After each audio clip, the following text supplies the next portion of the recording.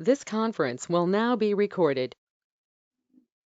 मार्च 2017 का question number 1 income and expenditure का सवाल है, जिसमें उसने हमसे पूछा है।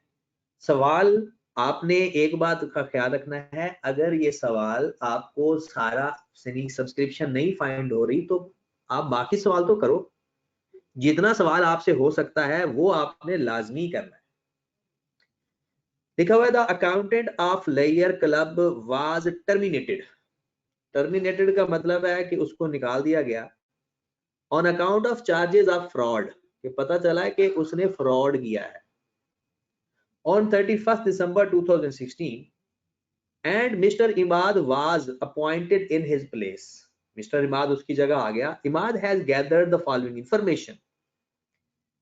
अब इंफॉर्मेशन क्या मिल रही है जनाब? कहते हैं the club has 3300 members and the membership fee is ₹10,000 per annum. Her member कितने पैसे देता है? तो ये तो हमें पता चल गया कि इनकम फॉर द ईयर है कितनी। The fee payable by each member becomes due on the first day of the each quarter. कहते हैं जनाब, हर जब भी कोई बंदा आएगा ना, पहले क्वार्टर में ही वो अपनी पूरी फीस उसको देनी बनती है, वो उसको चाहिए कि वो दे। ओके होगी बात? वो कहता है जिस क्वार्टर में वो आएगा, जनवरी में आएगा तो जनवरी में पहला क्वार्टर जनवरी होता है, दूसरा क्वार्टर स्टार्ट होता है अप्रैल से, तीसरा क्वार्टर स्टार्ट होता है जुलाई से और लास्ट सितंबर अक्टूबर से। कहता है जब भी वो आएगा उसको पहले दिन पैसे देने पड़ेंगे। ठीक होगी?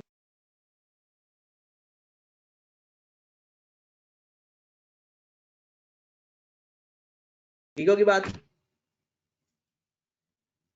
हमने अब करना क्या है?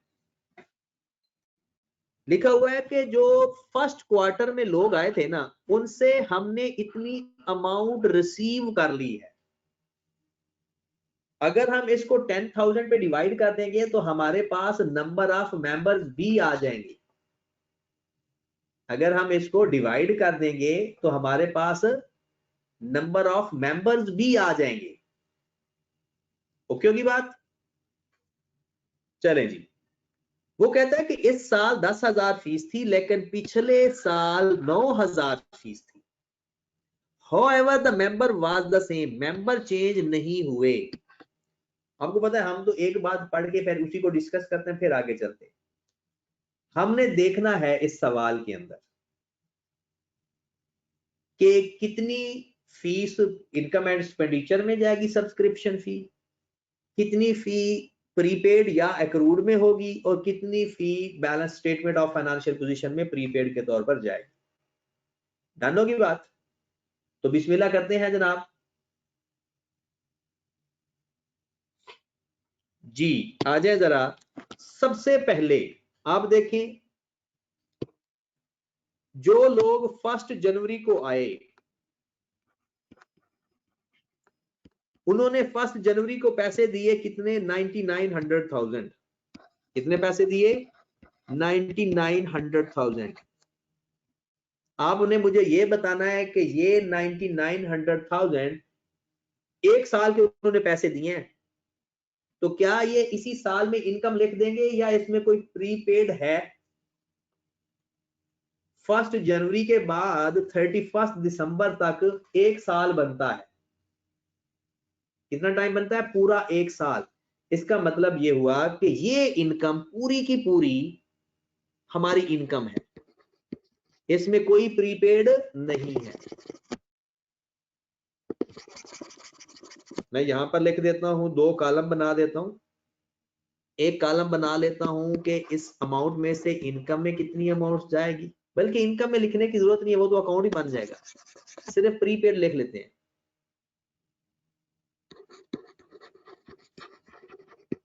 इसका मतलब है इस 99,100,000 में कोई प्रीपेड नहीं है। इस 99,100,000 में कोई प्रीपेड नहीं है, सारी की सारी इनकम है। जानों की बात? आगे चलते हैं। सेकंड क्वार्टर में कितने लोग आए जिन्होंने पैसे दिए? 8250,000। 8250,000। 1 अप्रैल की बात होने लगी है जनाब, तो दूसरा क्वार्टर 1 अप्रैल में शुरू होता है ना। आप मुझे बताएं, कुछ लोगों ने आपको 1 अप्रैल को पैसे दिए साल के, 1 अप्रैल को पैसे दिए 1 साल के। आपने मुझे बताना है कि वो पूरे साल को इनकम में लिख देगा या इसमें कुछ प्रीपेड भी है। अगर प्रीपेड है तो कितना है, अगर प्रीपेड है भी सही तो कितना है। बिल्कुल आप सही कह रहे हैं, इसमें जो बंदा 1 अप्रैल को आएगा, 1 अप्रैल के बाद साल खत्म होगा नेक्स्ट 1 अप्रैल, हमारा साल एंड हो जाएगा 31 दिसंबर। तो हम इसको 3/12 से मल्टीप्लाई करके प्रीपेड में लिख देंगे। जितना बैलेंस प्रीपेड होगा उतना बैलेंस हम प्रीपेड में लिख देंगे। तो कितनी बैलेंस आ गया प्रीपेड में, 2062,500,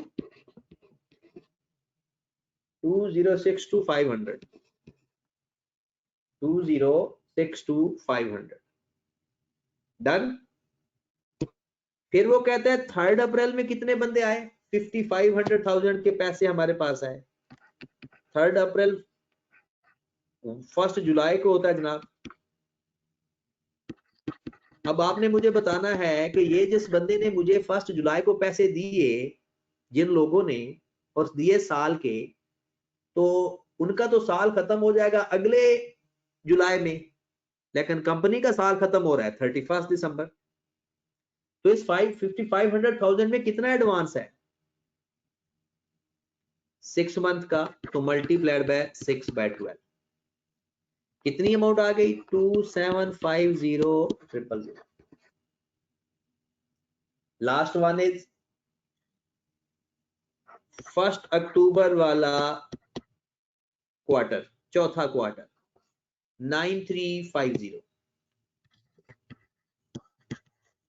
1 अक्टूबर में जितने लोगों ने पैसे दिए और दिए पूरे साल के, आप मुझे बताएं कि इस साल में हमारा प्रीपेड कितना है। 1 अक्टूबर से 31 दिसंबर तक हमारा साल, उसके बाद अगला साल 701250। टोटल कर ले सबका, 11,825,000, 11,825,000। यहां तक समय लगी। अब इतना इस साल प्रीपेड है, इतना इस साल प्रीपेड है। इसका मतलब ये हुआ पिछले साल भी तो प्रीपेड होंगे, क्योंकि पिछले साल फीस, ये जो प्रीपेड आया है ये 10,000 के हिसाब से प्रीपेड आया है। पिछले साल भी प्रीपेड था, क्योंकि हर साल क्वार्टर तो यही है, हर साल वो अपने क्वार्टर पे ही पैसे देते हैं। हर साल ऐसे ही होगा, किसी का 3 महीने का एडवांस होगा, किसी का 6 महीने का एडवांस होगा, किसी का 9 महीने का एडवांस होगा। लेकिन ये जो पैसे हमारे पास आए हुए हैं ये 10,000 पर मेंबर की फीस के हिसाब से है, लेकिन पिछले साल फीस 9,000 थी। दो तरीके बताऊं, जरा गौर फरमाए।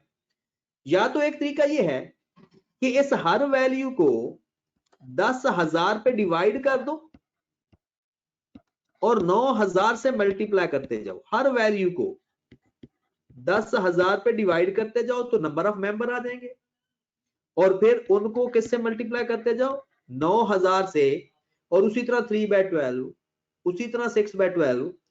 हर करना नहीं है आपने अभी, हर वैल्यू को, तो आपके पास पिछले साल का भी ब्रॉडऑन आ सकता है, क्योंकि इस साल रेट था 10,000, पिछले साल रेट था 9,000। तो आप सबको करने की बजाय ना, मैं आपको एक ट्रिक बताता हूं। अगर मेंबर चेंज ना हो और फीस भी चेंज ना हो रैंडमली, तो जो आपने ये फाइंड किया है ना 11,125,000, ये पर मंथ 10,000 के हिसाब से है, और हमें किसके हिसाब से चाहिए, 9,000 के हिसाब से। तो given over given multiplied by required, वही वाला तरीका। तो कितनी अमाउंट आ गई, इसको अगर हम मल्टीप्लाई करेंगे तो कितनी अमाउंट आएगी 1064 चाहे आप उस तरह से कर लें।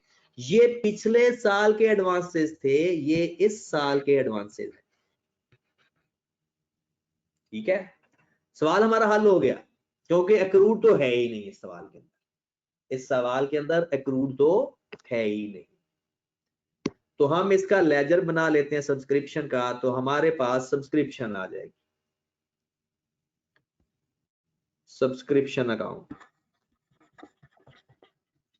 इनकम का अगर एडवांस में मिल जाए तो वो लायबिलिटी होती है। पिछले साल थी लायबिलिटी 10642500। इस साल हमारे एडवांसेस थे 11825000। हमें इस साल कैश मिला कितना, ये रिसीव्ड अमाउंट है, इसको प्लस कर लो, या हमें पता है 33 मेंबर हैं 10,000 के हिसाब से, या उसको 10,000 से मल्टीप्लाई कर दो, आपके पास अमाउंट आ जाएगी।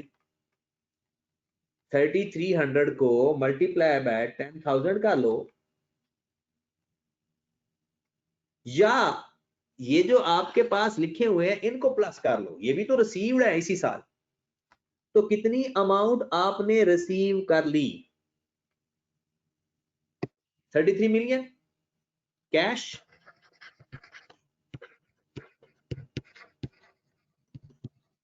$33 मिलियन। लो जनाब, हमारे पास इनकम एंड एक्सपेंडिचर में आ जाएगी, इनकम एंड एक्सपेंडिचर में अमाउंट आ जाएगी। बताओ कितनी अमाउंट आई। जी जनाब, इनकम एंड एक्सपेंडिचर में सब्सक्रिप्शन के नाम से कितनी अमाउंट आ रही है, 3181,750। इतनी सब्सक्रिप्शन आई है, बट इनकम में हमने इतनी लिखी है। डन होगी बात। चलें जी, आगे चलते हैं। कुछ बंदों ने कहा है कि सर बैंक में भी लिखना है। बिल्कुल आप सही कह रहे हो कि आपको ये बैंक की समरी गिवन है बैंक अकाउंट की, और उसके अंदर कुछ पैसे आपको बैंक में मिले हैं, बाकी पैसे आपको कैश की फॉर्म में मिले हैं। तो आप इसको अलग अलग भी करके लिख सकते हो इस 33 मिलियन को, कि उसने कहा है कि members received subscription directly into bank account. Okay, तो आप उनको अलग अलग करके लिख सकते हो। इस कैश को 3300,000 को कैश के नाम से और बैंक के नाम से 19.800। आंसर पे कोई फर्क नहीं आएगा, आंसर पे कोई फर्क नहीं आएगा, सिर्फ नाम चेंज हो जाएंगे 13-20। आप चाहे ये वैल्यू लिख दो कैश बैंक के नाम से, या 33 इनकम एंड एक्सपेंडिचर में यही अमाउंट जाएगी। इनकम एंड एक्सपेंडिचर अकाउंट में यही अमाउंट जाएगी। डन। सब्सक्रिप्शन का लेक्चर हमारा पूरा हो गया जी। कोई बंदा कोई पूछना चाह रहा है तो पूछ सकता है। सर ये इनकम एंड एक्सपेंडिचर में रॉन्ग अमाउंट लिखी है आई थिंक। नहीं सही है, मैं भी साथ साथ आज ना कैलकुलेशन कर रहा हूं, आप चेक कर लें।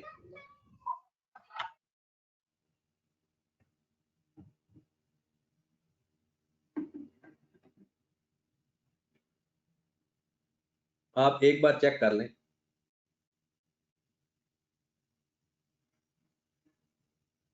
चलें काम चेक शुरू की करें। है सर, रॉन्ग है। वो देखो ना, ये अमाउंट लिखे जरा अपने कैलकुलेटर पे, 10642500 प्लस 3300 मिलियन माइनस, ठीक है, अमाउंट आ जाएगी। चले जनाब नेक्स्ट आगे चलते हैं। अब हम अपना लेजर बनाना शुरू करते हैं। कि एक चीज तो हमारे पास आ गई, बाकी चीजें बड़ी आसान सी होती हैं इसके अंदर। मैं प्रॉफिट नहीं लिख रहा, डायरेक्ट बातें बता रहा हूँ। चले जी बिस्मिल्लाह करते हैं। सबसे पहले हमारी इनकम के हेड में पहली कौन सी अमाउंट चली गई?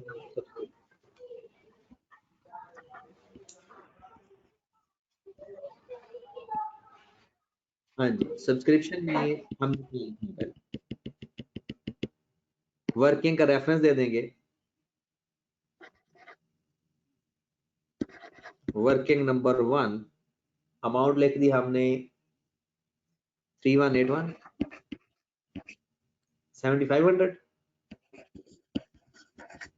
ये हमारे पास आ गई सब्सक्रिप्शन।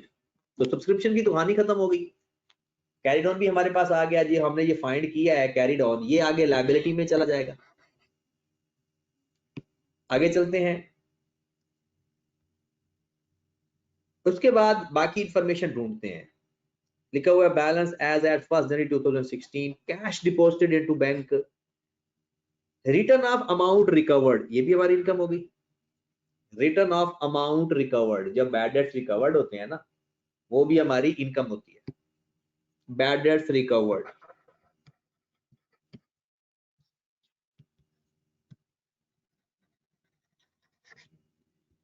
जी मेरे भाई, बैड डेट्स रिकवर्ड की अमाउंट है हमारे पास 1860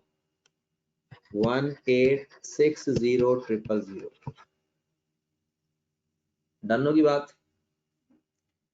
अब देखते जाते हैं, जो जो हमारे रिलेटेड इंफॉर्मेशन है वो लिखते जाते हैं। डिस्पोजल ऑफ फिक्स्ड एसेट्स, ये जो 750,000 डिस्पोजल ऑफ फिक्स्ड एसेट्स है ना, ये गेन या लॉस नहीं है, ये तो हमने एसेट को बेच के इतने पैसे रिसीव किए हैं, पता नहीं इसमें गेन कितना है लॉस कितना है, ये हमें नीचे अदर इंफॉर्मेशन से पता चलेगा। एक्सपेंसेस की लिस्ट देख लो तो इंश्योरेंस, रेंट, रेट्स, यूटिलिटीज, एक आपने लैंड भी खरीदी, कैश विदड्रॉ भी करवाया, क्रेडिटर को भी पेमेंट की, repair and maintenance, exercise equipment भी खरीदा, ये पेमेंट्स हैं आपने।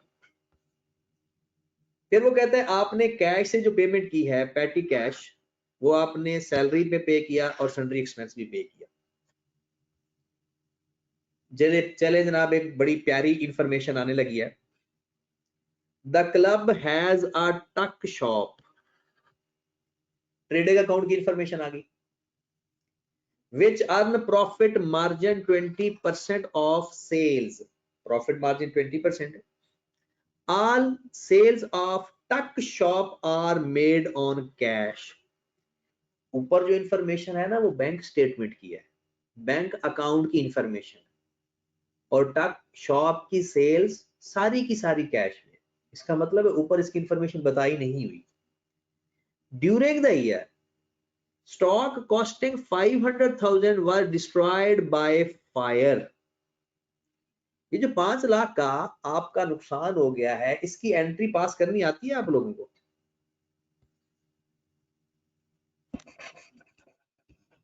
एबनॉर्मल लॉस डेबिट, स्टॉक या परचेजेस क्रेडिट, तो पता है ना इस एंट्री का?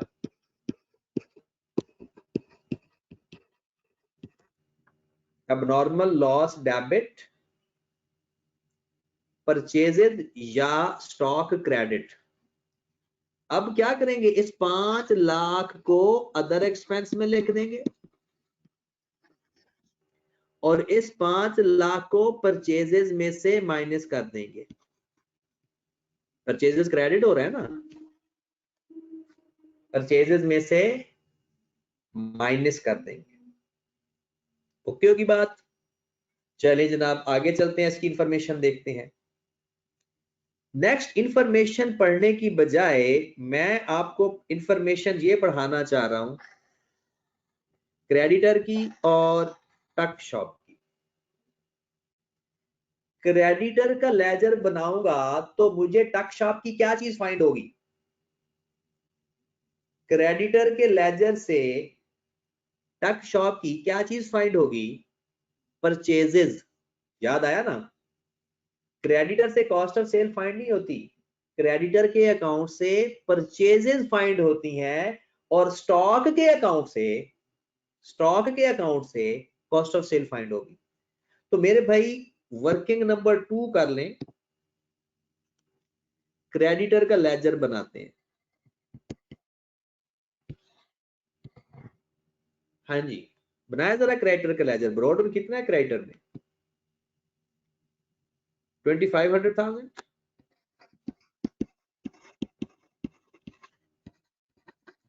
और कैरी डाउन कितना है? 330,000 333 है 330। अब आप देखें जरा, क्वेश्चन पे जाएं। बैंक स्टेटमेंट में अगर देखें ना तो आप क्रेडिटर को पे कर रहे हो, पेमेंट टू क्रेडिटर 18155 बैंक के नाम से लिखेंगे 1815500। लो जनाब, आपके पास परचेजेस आ जाएंगे। डन।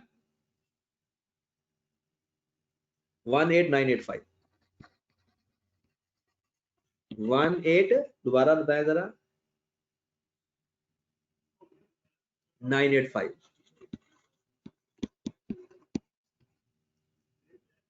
क्रेडिटर का लेजर बन गया, स्टॉक का लेजर बना।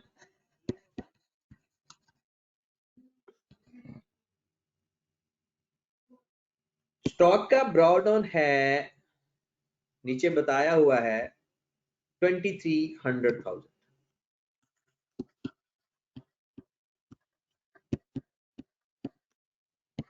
कैरी डाउन आपके सामने है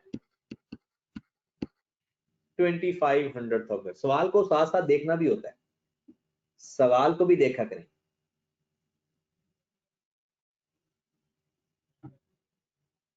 दानों की बात, ये तीसरी वर्किंग कर रहे हैं। अब परचेजेस हम लिख देंगे 1898500। आप परचेजेस में से 5 लाख माइनस करके भी लिख सकते हो, और अगर 5 लाख माइनस नहीं करना तो फिर एबनॉर्मल लॉस इस साइड पर लिख दोगे, क्योंकि क्रेडिट स्टॉक क्रेडिट होता है ना इसमें। एबनॉर्मल लॉस, दो इफेक्ट आएंगे ना, एक अदर एक्सपेंस में जाएगा एबनॉर्मल लॉस, और दूसरा अपनी परचेजेस या स्टॉक को कम करेगा। Got it? तो या परचेज में से माइनस कर दो या स्टॉक की क्रेडिट साइड पर लिख दो, बात एक ही है। इसको क्लोज करेंगे तो हमारे पास जो डिफरेंस आता है इसका, that is cost of sale 1828500। हमारे पास कॉस्ट ऑफ सेल आ गई, हमारे पास कॉस्ट ऑफ सेल आ गई। इसके ऊपर सीपीएस अप्लाई करेंगे तो सेल्स भी आ जाएंगी। अगर आप इसके ऊपर सीपीएस अप्लाई कर दो तो आपके पास सेल्स भी आ जाएंगी, और अगर सेल्स आ गई तो उनका डिफरेंस आ जाएगा हमारे पास प्रॉफिट। तो वर्किंग नंबर 4 सेल्स के लिए मेरे पास गिवन है 1828500 डिवाइडेड बाय 20% मार्जिन है तो सेल 100, कॉस्ट 80। लो जनाब, जरा सेल्स की अमाउंट कोई बता दे मुझे। 2285, ये जो आप बता रहे हो मैं वही लिखी जा रहा हूं। 2285 दोबारा बताएं जरा। 22856250। सेल्स भी आ गई, कॉस्ट ऑफ सेल भी आ गया, इसका जो डिफरेंस होगा वो हमारा प्रॉफिट होगा। अब आप चाहे ट्रेडिंग अकाउंट बना लो। Working number 5 trading account. Sales 22856250 less cost of sales 1828500। जी मेरे भाई डिफरेंस बता दें इसका।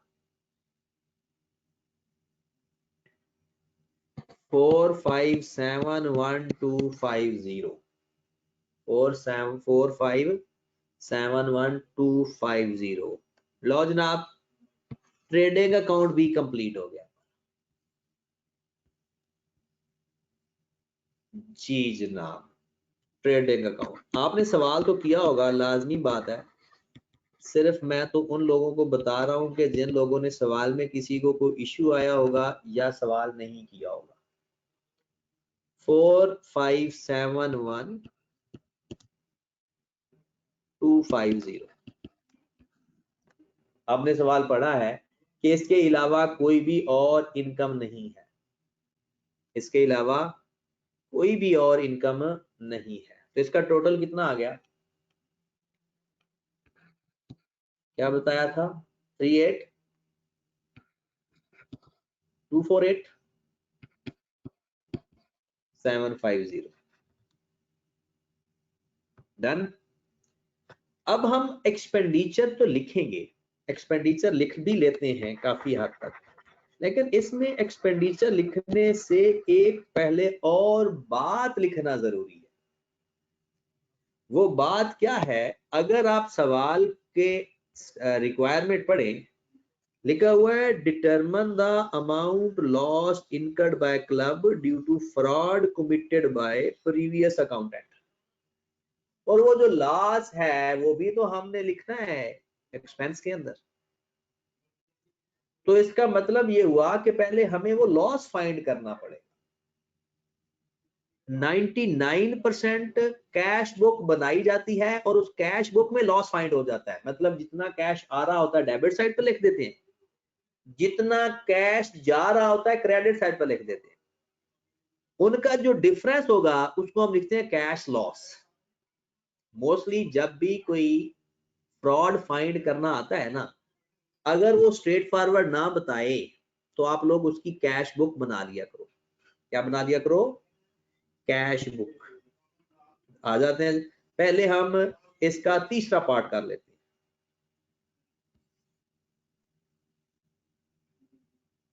ठीक है जनाब, तो कैश बुक का फॉर्मेट बनाए।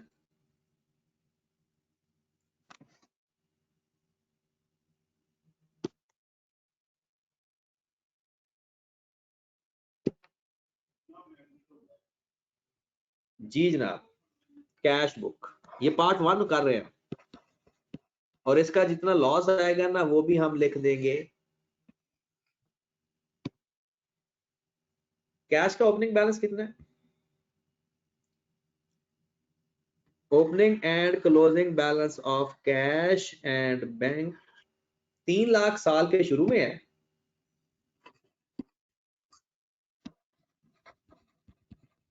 और 25,000 बड़ा जालिम है, 3 लाख से 25,000 कैश पड़ा है। हम वो तमाम बातें लिख देते हैं जो कैश के जरिए हुई है। एक तो टक शॉप की सेल्स से कैश आया होगा। वो जो टक शॉप की सेल्स है सारी की सारी किस से की है? सारी की सारी कहां से की थी? कैश पे की थी। तो जितनी सेल्स है उसका कैश आया होगा। वो कैश कितना था भला? टक शॉप से जो सेल करके कैश आया था 2285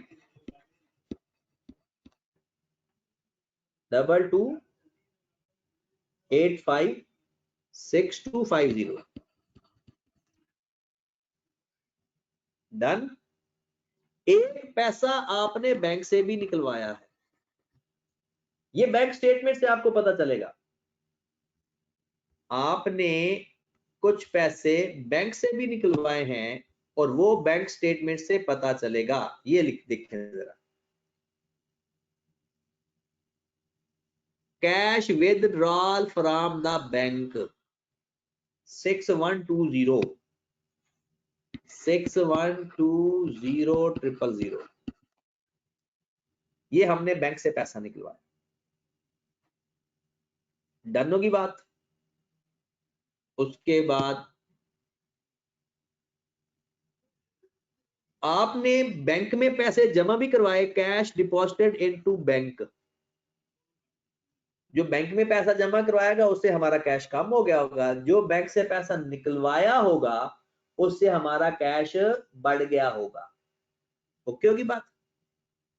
चले जी, कितना पैसा बैंक में जमा करवा दिया? 37848 37848 000 या 500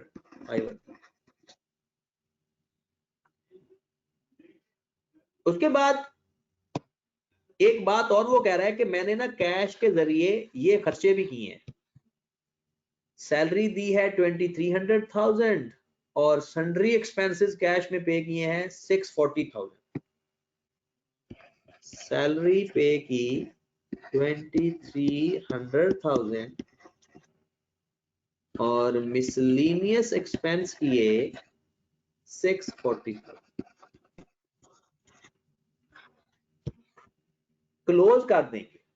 अगर इसका क्लोज करने पे कैरिड ऑन 25,000 आ जाता है, मतलब डेबिट और क्रेडिट, हाँ सब्सक्रिप्शन भी लिखनी है, मैसेज मिल गया मुझे।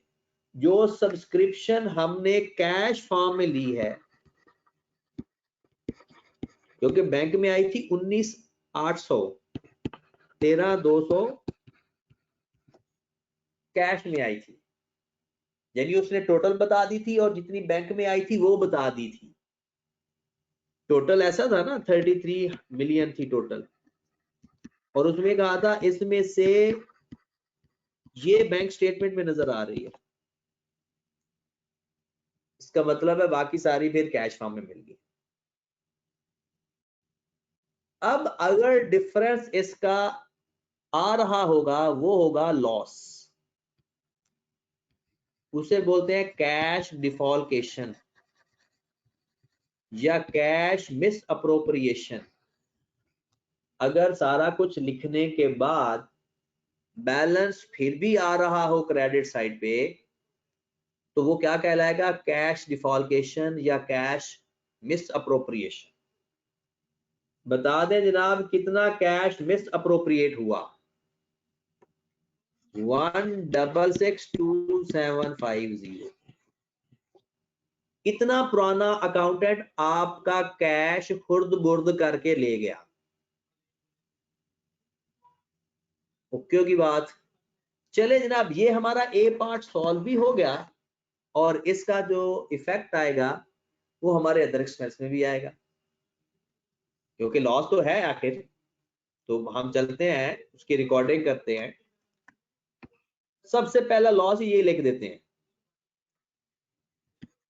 कैश मिस अप्रोप्रिएशन या कैश डिफॉल्केशन।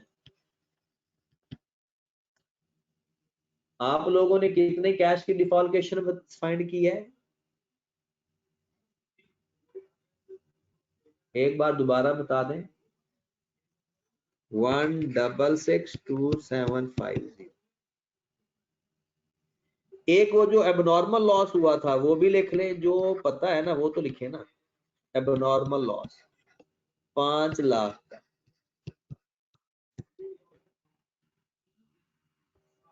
फिर हमारा एक्सपेंस वो सैलरी में जो कैश फॉर्म में लिखा था वो भी लिख लेते हैं। सैलरी 2300,000 थी।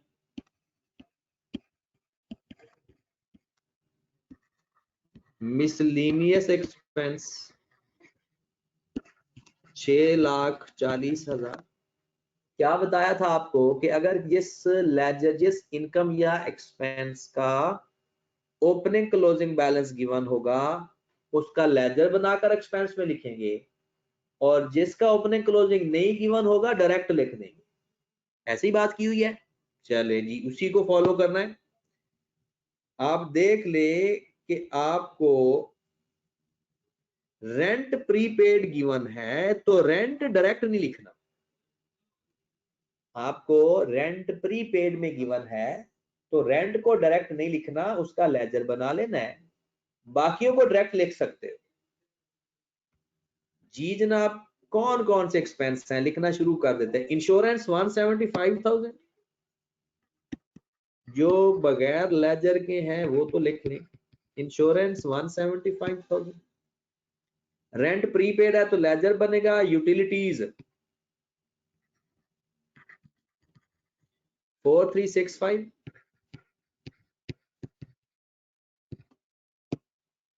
उसके बाद फ्री होल्ड लैंड परचेज ये एसेट में आएगा।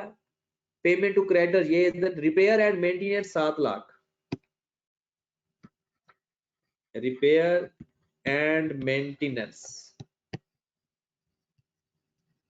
7 लाख। एक्सरसाइज इक्विपमेंट ये हमारा नॉन कंटेस्टेड होगा। फिर आ जाए डेप्रिसिएशन और जो एसेट बेचा है उसका गेन या लॉस। अब जरा ध्यान से देखिएगा, कहता है आप चाहे तो लेजर बना लें, चाहे बगैर लेजर के भी काम चलाया जा सकता है। कहता है आपके पास ना ओपनिंग WDV है 28 मिलियन की। WDV मतलब बुक वैल्यू। एक्सरसाइज इक्विपमेंट जो ऊपर गिवन है सवाल यानी बैंक स्टेटमेंट के अंदर, कहता है एक्सरसाइज इक्विपमेंट खरीदा 1 अक्टूबर 2016, जितनी भी वैल्यू गिवन है वो बताई हुई है। कहता है जो उसको जो एसेट आपने बेचा है ना 8 लाख का उसकी बुक वैल्यू 8 लाख थी लेकिन साल के शुरू में, और बेचा आपने 31 दिसंबर 2016। डेप्रिसिएशन का रेट 20% WDV है। हमने इसकी डेप्रिसिएशन भी फाइंड करनी है, जो एसेट बेचा है उसकी बुक वैल्यू भी फाइंड करनी है, ताकि हमें पता बुक वैल्यू गिवन है लेकिन वो तो साल के शुरू की बुक वैल्यू गिवन। हमें कौन सी चाहिए? जिस दिन एसेट बेचा। कर लेते हैं, वर्किंग कर लेते हैं। हाँ जी जनाब, डेप्रिसिएशन फाइंड करते हैं। डेप्रिसिएशन का तरीका वही, ड्रॉ डाउन की बुक वैल्यू में से डिस्पोजल की बुक वैल्यू माइनस करूंगा। और इंटरेस्टिंग बात यह है दोनों बुक वैल्यू साल के शुरू की गिवन है। उसने खुद लिख दिया at the start of the year. Year and हमारा 31 दिसंबर है। चले जनाब कर लेते हैं। 1/1/16 को एसेट की बुक वैल्यू पड़ी है 28 मिलियन, माइनस जो एसेट बेचा है उसकी WDV है 800,000, मल्टीप्लाइड बाय 20%। कितना आंसर आएगा इसका?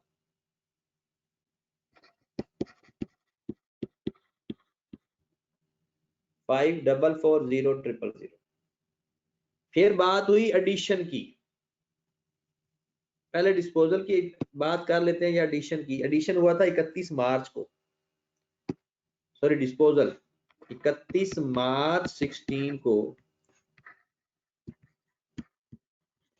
तो 8 लाख का डिस्पोजल था, उसकी book value multiplied by 20% multiplied by 3/12। 8 lakh multiplied by 20% multiplied by 3/12, 40,000। Addition की बात कर लेते हैं। एडिशन है किस डेट को?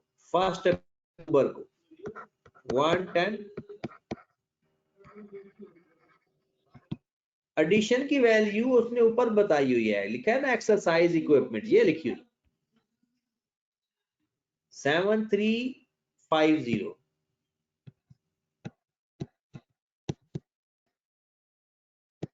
Multiplied by 20% multiplied by 3/12। इसमें भी 3/12 ही मल्टीप्लाई होना है। 367500। लो जनाब, डेप्रिसिएशन फॉर द ईयर आ गई कितनी? 5847।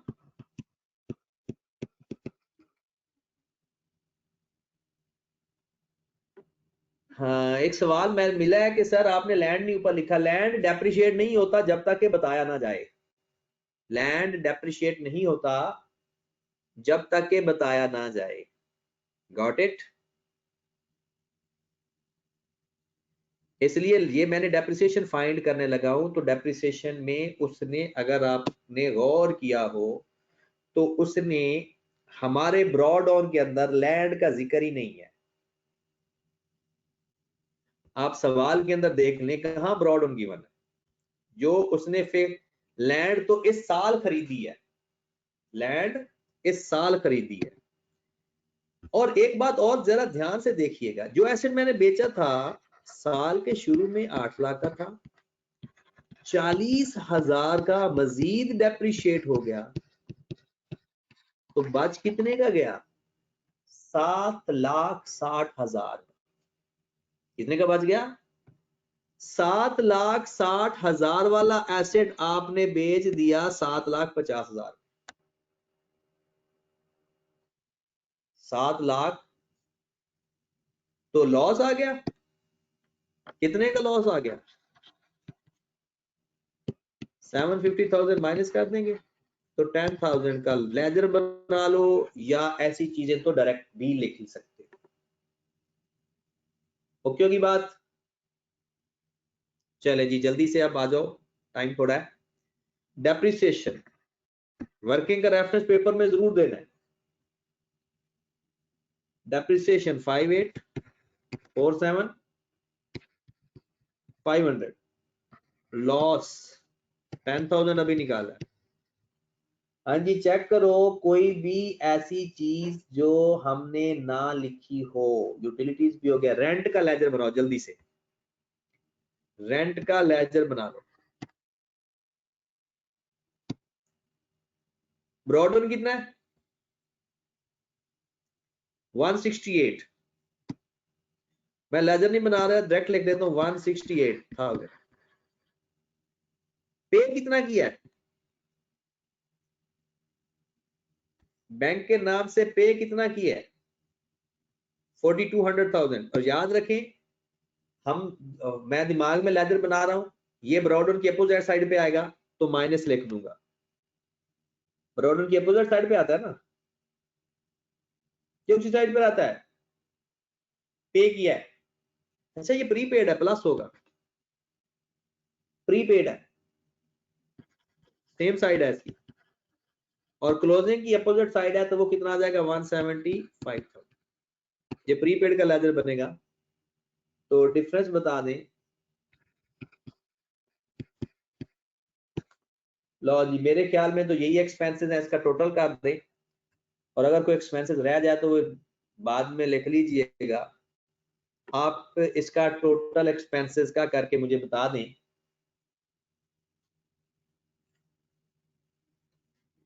अस्सलाम 2039 कितना? कोई 15 बता रहा है, कोई 20 बता रहा है। 2039 32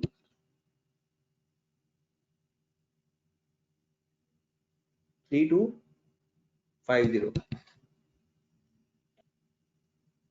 चले जनाब, सरप्लस आया या लॉस आया और डेफिसिट है?